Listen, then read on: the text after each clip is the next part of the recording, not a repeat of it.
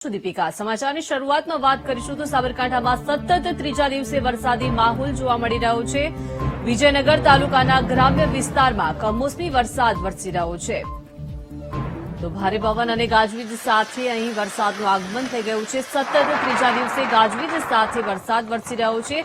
કમોસમી વરસાદથી ખેડૂતોને ભારે નુકસાનની ભીતિ સર્જાઈ રહી છે તો બાજરી, મગ, જુવાર સહિતના પાકોને નુકસાનની શક્યતા સેવાઈ રહી છે। તો સાબરકાંઠામાં સતત ત્રીજા દિવસે વરસાદી માહોલ યથાવત છે।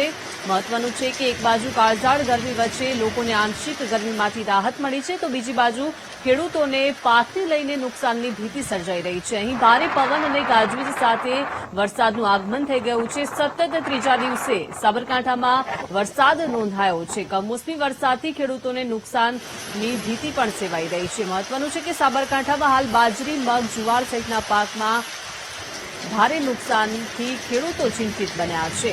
સાબરકાંઠામાં સતત ત્રીજા દિવસે મેઘો મંડરાયો છે। બાજરી, મગ, જુવારના પાકને ભારે નુકસાન સર્જાઈ શકે છે। વિજયનગરના ગ્રામ્ય વિસ્તારમાં કમોસમી વરસાદનું આગમન થઈ ગયું છે।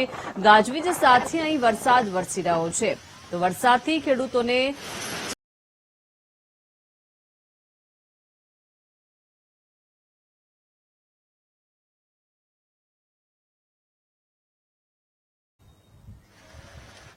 તો